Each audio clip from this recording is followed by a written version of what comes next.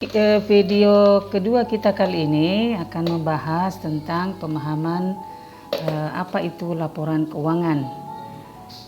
Laporan keuangan merupakan output dari proses akuntansi yang terdiri atas 5 laporan, yaitu laporan laba rugi, laporan perubahan ekuitas, neraca atau laporan posisi keuangan, laporan arus kas, dan catatan atas laporan keuangan. Laporan laba rugi itu menyajikan akun pendapatan dengan beban serta laba atau rugi yang dihasilkan dalam satu periode akuntansi. Apakah itu laporan keuangan itu adalah periodenya 1 tahun ataukah triwulan atau kuartalan. Nah, laporan perubahan ekuitas itu menyajikan perubahan yang terjadi pada ekuitas pemilik pada suatu periode. Sedangkan laporan posisi keuangan itu melaporkan aset, kewajiban atau liabilitas yang biasa kita juga sebut dengan utang dan ekuitas atau modal pada tanggal tertentu. Laporan arus kas itu menyajikan informasi tentang kas masuk, penerimaan, dan kas keluar merupakan pembayaran pada suatu periode. Sedangkan yang terakhir adalah catatan atas laporan keuangan. Ini berisi informasi-informasi tambahan yang memperjelas laporan-laporan lainnya. Nah, kita mulai lebih dalam lagi membahas apa itu laporan laba rugi dan komponen apa di dalamnya dan bagaimana bentuknya, demikian juga dengan jenis laporan yang lainnya. Nah, kita lihat di sini bahwa laporan keuangan itu sebenarnya tidak berdiri sendiri ya, tapi laporan keuangan itu akan saling berkaitan antara satu dengan yang lainnya. Untuk penyusunan laporan keuangan, kita tidak bisa mulai dari laporan posisi keuangan atau perubahan ekuitas, tetapi dia secara berturut-turut, yaitu menyusun dulu laporan laba rugi, ya. Nanti hasil dari laporan laba rugi, kemudian disusun laporan perubahan ekuitas, kemudian berikutnya lagi laporan posisi keuangan, dan yang berikutnya selanjutnya adalah laporan arus kas, dan yang terakhir adalah catatan atas laporan keuangan. Jadi ini akan saling berurutan dan saling berkaitan datanya dari satu dengan yang lainnya. Di sini diperlihatkan bahwa ada contoh laporan laba rugi perusahaan jasa, dalam hal ini adalah konsultan konstruksi Mageloh, di mana periode yang dilaporkan dalam laporan laba rugi ini adalah periode 1 bulan saja, yaitu bulan November. Maka di sini periodenya disebut dengan untuk bulan yang berakhir pada tanggal 30 November 2017. Berarti pendapatan, beban, dan laba ini hanya mencakup gambaran pendapatan, beban maupun laba perusahaan itu khusus untuk bulan November saja, mulai dari 1 November sampai dengan 30 November tahun 2017. Apa yang disajikan di dalam laporan laba rugi? Yang pertama adalah terkait penghasilan ya, penghasilan perusahaan. Nah, kalau perusahaan jasa, maka penghasilan perusahaannya yang dari hasil kegiatan normal usahanya itu disebut dengan pendapatan. Dalam hal ini kalau dia perusahaan jasa maka disebut dengan pendapatan jasa.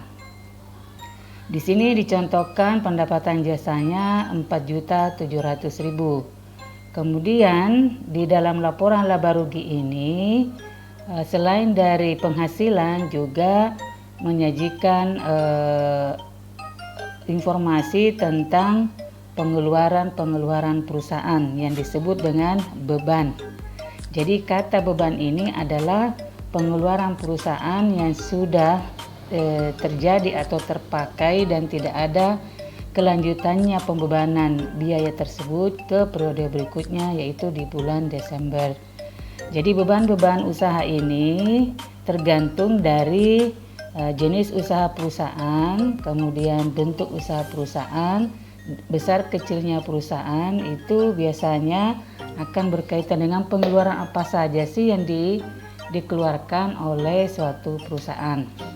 Di sini dicontohkan di konsultan konstruksi Magello, pengeluaran usahanya untuk mendapatkan pendapatan jasa, melakukan pengorbanan, dalam ini adalah pengeluaran, yaitu terdiri dari beban gaji karyawannya sebanyak 900.000, ada beban sewa, dalam hal ini adalah beban sewa bangunan kantornya yaitu 600.000. Kemudian karena ini adalah jasa konstruksi, dia mengiklankan usahanya ini di koran, maka dia mengeluarkan beban iklan sebanyak 250.000.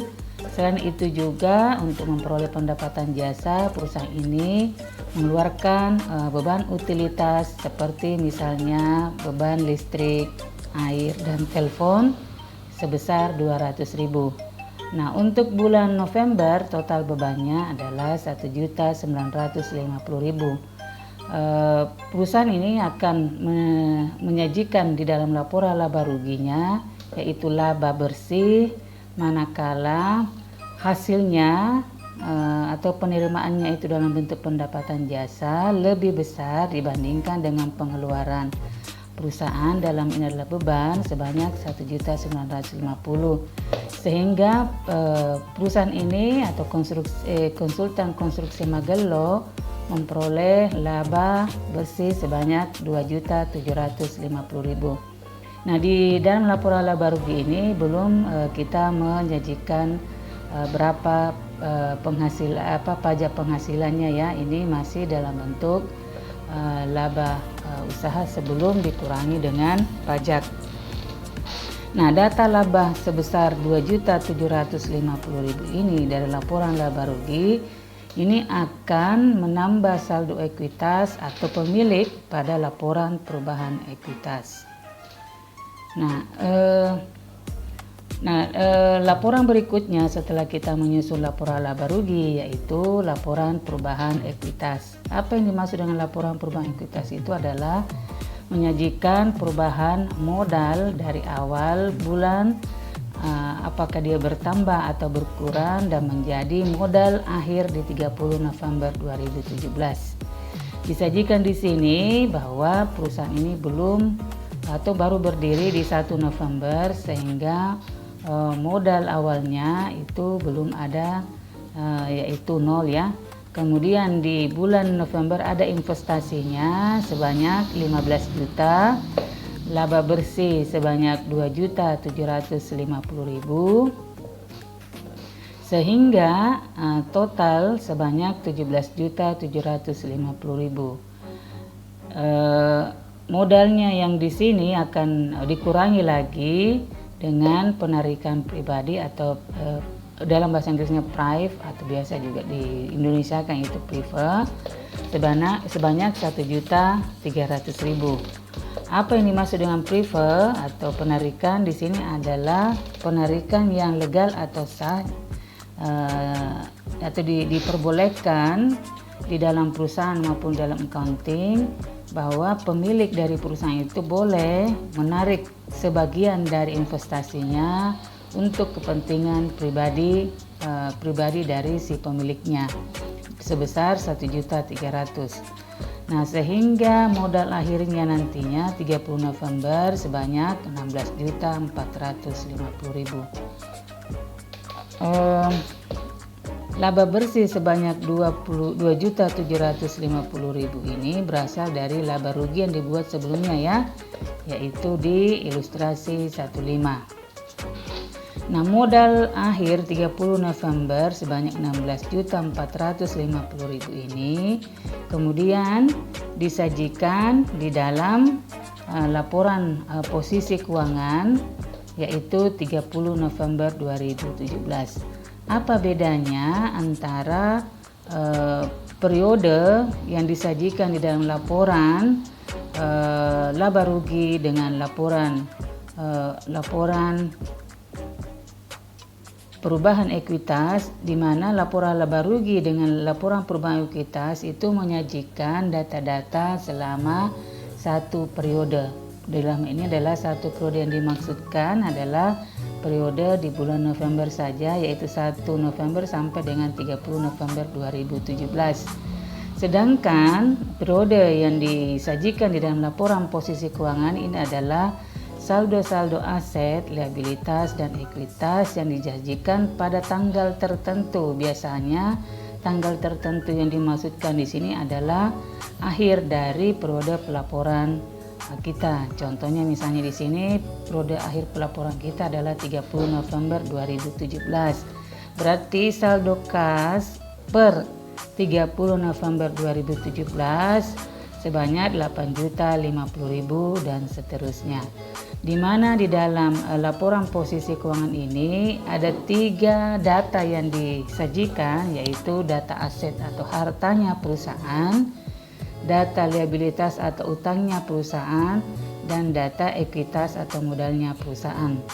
Apa saja sih yang disajikan di dalam aset atau harta perusahaan? Itu bisa saja bentuknya dalam bentuk kas atau uang tunai, kemudian piutang dagang, perlengkapan, peralatan, dan totalnya sebanyak 18.050.000. Kemudian akun liabilitas yang terdiri dari hanya utang dagang itu sebanyak 1.600.000. Sedangkan modal rian yang tadi kita hitung di dalam laporan perubahan ekuitas sebanyak 16.450.000 ini disajikan kembali lagi di dalam laporan posisi keuangan sebanyak tadi 16.450. Karena di sini laporan posisi keuangan itu ibaratnya neraca, di mana neraca atau timbangan itu selalu seimbang, berarti sisi aset totalnya 18.050.000 atau 18.050.000 ini harus sama jumlahnya dengan saldo utang dan modal atau ekuitas perusahaan, yaitu juga harus sama 18.050.000. Nah, berikutnya laporan arus kas. Nah, ini laporan arus kas sama periodenya dengan laporan laba rugi dan laporan perubahan ekuitas itu mencakup aktivitas atau data aktivitas selama 1 bulan, yaitu dari 1 November dan berakhir 30 November 2017. Apa yang disajikan, aktivitas apa yang disajikan dalam laporan arus kas, yaitu yaitu aktivitas operasi, aktivitas investasi, dan aktivitas pembiayaan. Nah, biasanya di sini untuk laporan arus kas itu datanya diambil dari komparatif laporan posisi keuangan dengan data dari laporan laba rugi. Nah, ini coba dilihat bahwa di dalam laporan arus kas dari hasil mutasi kas selama bulan November sebanyak 8.050.000 ini harus sama saldonya nantinya dengan saldo kas di dalam laporan posisi keuangan, yaitu 8.050.000. Kebetulan di sini kas pada awal periodenya di 1 November itu belum ada sehingga 0. Sehingga saldo peningkatan kas selama November dengan kas pada akhir periode yang disajikan di laporan posisi keuangan sebanyak 8.050.000 ini harus sama dengan data kas pada akhir periode di dalam laporan arus kas. Nah, untuk melihat perbedaan dari keempat laporan keuangan di sini, yaitu laporan laba rugi, laporan perubahan ekuitas, laporan posisi keuangan, dan laporan arus kas, untuk bentuk-bentuk usaha, yaitu usaha persorangan, usaha persekutuan, maupun perseroan terbatas. Pada laporan laba rugi Untuk bentuk perusahaan perseorangan, persekutuan, perseroan terbatas pada dasarnya adalah sama. Biasanya yang membedakan adalah dari jenis usahanya, apakah jasa, dagang, manufaktur, koperasi, dan lain sebagainya. Di mana biasanya di dalam laporan laba rugi yang seperti yang saya jelaskan tadi bahwa terdiri dari pendapatan ya dikurangi dengan beban, maka akan menghasilkan laba atau rugi usaha. Demikian juga dengan di perusahaan persekutuan, perseroan terbatas. Perusahaan persekutuan, perusahaan perseorangan dengan perseroan terbatas ini kita sudah bahas di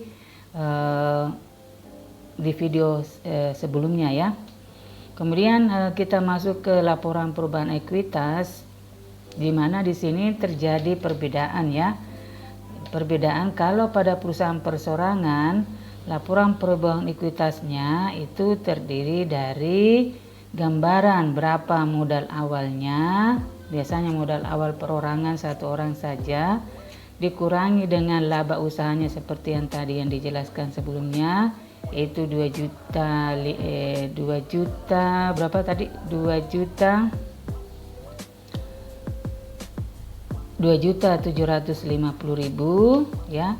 Kemudian ya dikurangi dengan prefer ya, dikurangi dengan prefer sebanyak 1.300.000, maka modal akhirnya sama dengan 16.450.000. Berarti kalau pada perusahaan perseorangan modal dengan prefer itu adalah hanya menggambarkan satu orang saja. Tetapi kalau pada perusahaan persekutuan di laporan perubahan ekuitasnya, modalnya di sini kalau misalnya 2 orang, berarti modalnya si A dengan si B itu akan tergambar berapa modalnya si A, berapa modalnya si B. Kemudian laba bersih, yang di laba bersihnya biasanya di sini kita hitung berapa diberikan kepada si A, kemudian kepada si B, dikurangi dengan penarikan prefernya si A dengan si B, maka kita mendapatkan modal akhir si A dengan si B. Jadi pada perusahaan persekutuan akan dilaporkan laporan perubahan ekuitas atau modalnya masing-masing sekutu atau pemilik dari perusahaan. Untuk PT ya, untuk PT di sini laporan perubahan ekuitasnya itu biasanya terdiri dari modal saham awalnya berapa, kemudian ditambah dengan laba ditahan ya, laba ditahan awal, kemudian ditambah dengan laba bersih usaha, dikurangi dengan yang biasa disebut dengan dividen ya. Jadi kalau misalnya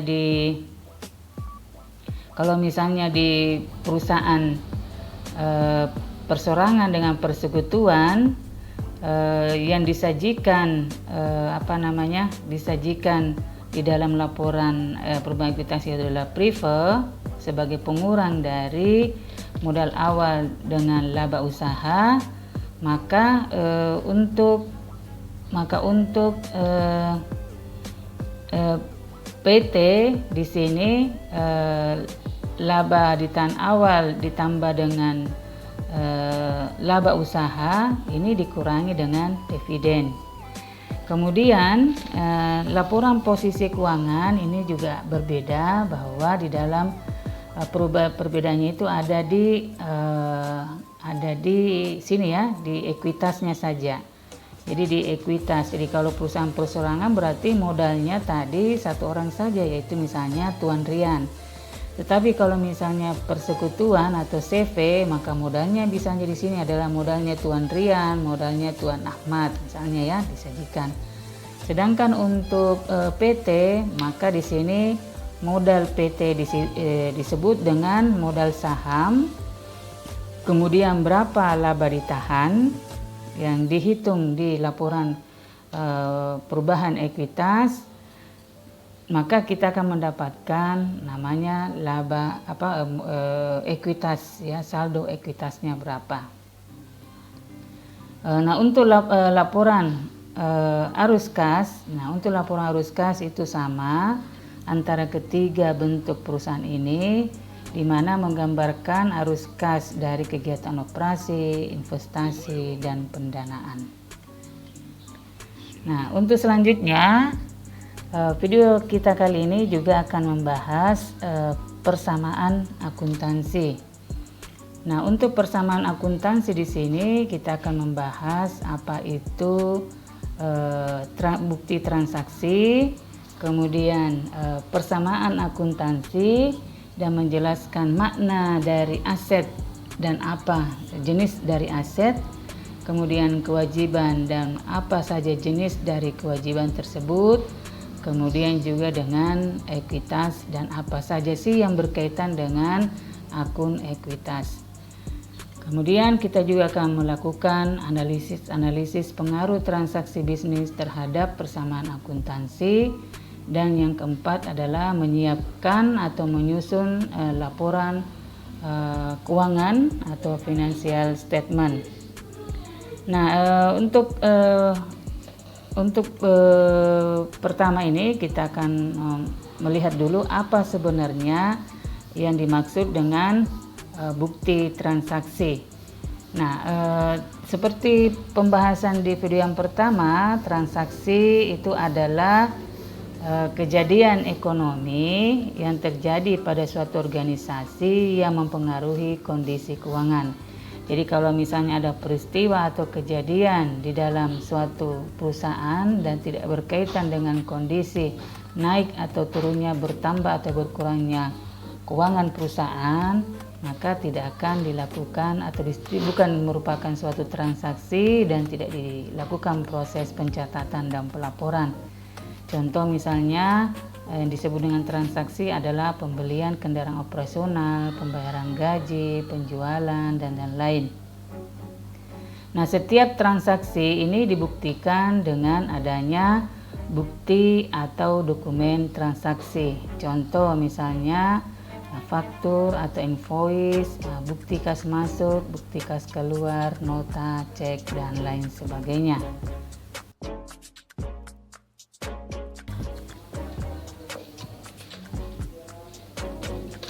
Bukti transaksi itu merupakan suatu dokumen yang menandakan suatu transaksi itu valid, sah atau tidak.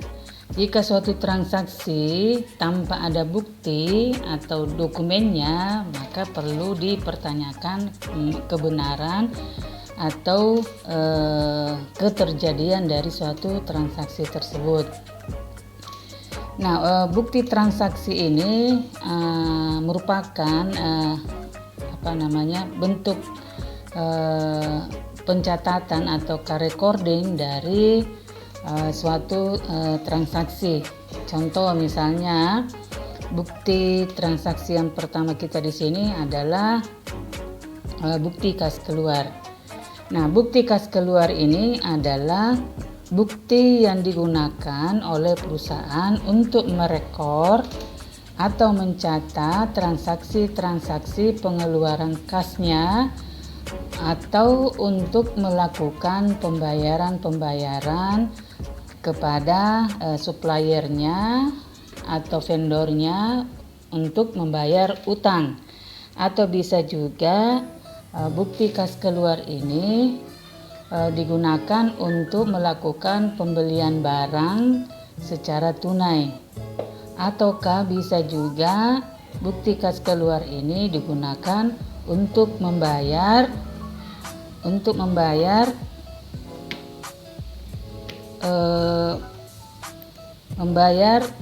gaji karyawan, membayar listrik, membayar sewa, kemudian membayar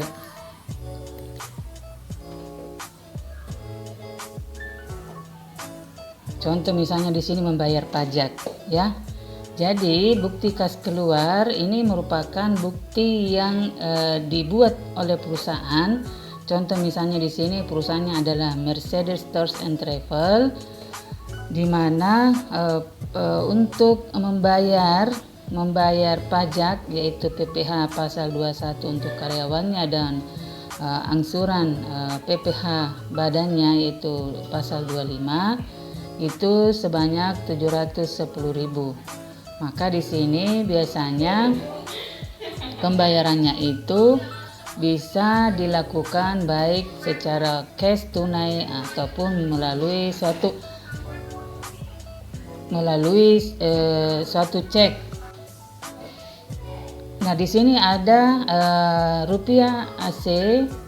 Nomor ini adalah nomor cek ya, cek banknya dengan nilai total 710. Kemudian bukti yang kedua yaitu faktur atau invoice. Ini adalah sebuah pernyataan tertulis mengenai barang atau jasa yang telah dijual secara kredit, baik dalam jumlah maupun harganya. Jadi faktur atau invoice ini juga adalah merupakan media atau dokumen untuk mencatat transaksi pembelian maupun penjualan secara kredit. Biasanya diinformasikan yaitu price-nya atau harganya maupun jumlah dari unit yang dipesan ataukah unit jasa yang diinginkan. Faktur atau invoice ini dibuat oleh pihak penjual lalu disampaikan kepada pihak konsumen atau pembeli. Biasanya rangkap 2 asli diberikan kepada konsumen sebagai bukti pencatatan pembeliannya secara kredit, sedangkan kopiannya dipegang oleh si penjual sebagai bukti pencatatan atas penjualan kredit. Berarti faktur ini bisa disebut sebagai faktur penjualan, bisa juga disebut sebagai faktur pembelian. Bagi pihak penjual yang tadi kopiannya yang disimpan itu nanti sebagai bukti terjadinya transaksi penjualan secara kredit yang disebut dengan faktur penjualan. Sedangkan bagi pihak pembeli, faktur atau invoice tadi yang diterima dari pihak penjual, nah itu akan disebut sebagai faktur pembelian. Contoh misalnya di sini perusahaan kita yaitu Mercedes Tours and Travel itu membeli peralatan dalam bentuk komputer di sini, maka ini akan disebut sebagai faktur pembelian bagi pihak perusahaan Mercedes Tours and Travel. Jenis bukti yang berikutnya yaitu bukti kas masuk. Nah, bukti kas masuk itu kebalikan dari bukti kas keluar ya, yaitu digunakan oleh perusahaan untuk mencatat transaksi bertambahnya kas atau penerimaan kas. Jadi semua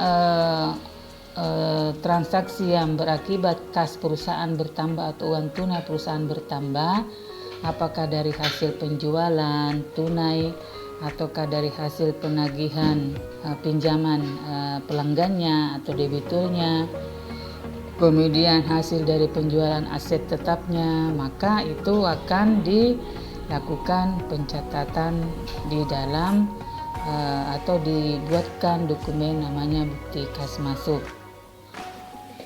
Nota adalah suatu bukti atas pembelian atau penjualan secara tunai. Nota ini kebalikan dari faktur atau invoice. Kalau faktur atau invoice tadi itu merupakan dokumen untuk mencatat transaksi pembelian dan penjualan secara kredit. Nah, kalau tunainya berarti kita menggunakan nota. Ini biasanya nota banyak dijumpai di toko-toko yang dimana tidak melayani transaksi pembelian dan penjualan secara kredit, melainkan si pelanggan ataukah konsumen langsung membayar secara tunai. Bukti berikutnya adalah kwitansi. Nah, kwitansi bentuknya Ada dua bagian, yaitu bongkolnya, potongannya yang tertinggal biasanya ada catatan di sampingnya di sini menginformasikan berapa nilai yang sudah diberikan atau dicatat di lembar keduanya di sini kepada pihak yang pihak yang menyerahkan uang. Kwitansi adalah suatu tanda bukti pembayaran sejumlah uang yang dibuat oleh penerima uang dan diserahkan kepada pihak yang membayar. Kwitansi harus dibuhi materai pada jumlah tertentu sesuai dengan peraturan yang berlaku. Jadi biasanya kalau kwitansi seperti ini akan disertai dengan materai untuk mensahkan pernyataan bahwa uang yang diberikan itu sudah disepakati ya. Biasanya sih juga tidak ada ya. Jadi tergantung dari kesepakatan antara si penerima uang dan si pemberi uang. Berikutnya adalah memo debit dan memo kredit atau nota debit ya. Yaitu memo yang dikirimkan oleh pembeli kepada penjual atas pengembalian barang yang rusak atau tidak sesuai pesanan atau harga barang tidak sesuai dengan perjanjian. Nota debit adalah suatu bukti terjadinya pengurangan utang usaha karena adanya pengembalian barang yang rusak tadi, atau tidak sesuai pesanan atau minta penurunan harga atas barang karena harga barang tidak sesuai dengan perjanjian. Arti nota debit adalah mendebet atau mengurangi utang usaha dari hasil pembelian yang harus dilunasi. Lembar asli dikirim oleh pembeli kepada si penjual bersamaan dengan barang yang dikembalikan. Sedangkan tembusannya atau kopiannya disimpan oleh pembeli sebagai arsip dan bukti. Nah, biasanya memo debit atau nota debit ini akan muncul kalau memang si pembeli tidak puas terhadap barang yang dikirim oleh si penjual.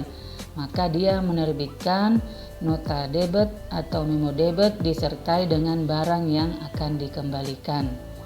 Ini biasanya akan disajikan berapa unit yang dikembalikan dan minta utangnya dipotong atau dikurangi atau didebet, itu nilainya berapa. Itu informasinya ada di dalam nota debit. Ya, jadi nota debit ini dalam artian adalah